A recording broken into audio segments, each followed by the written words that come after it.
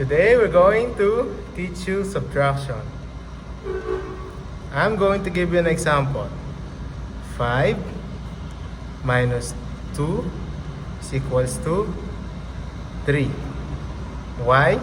Because this is equals to 5 and this is equals to 2. And you're gonna subtract 2 in 5.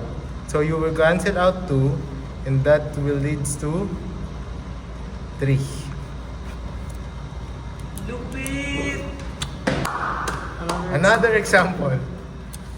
6 minus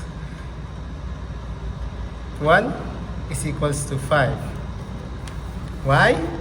Because this is equals to 1 and this is equals to 6. And you will take away 1 in 6, so that will make it 5. That's all. Thank you.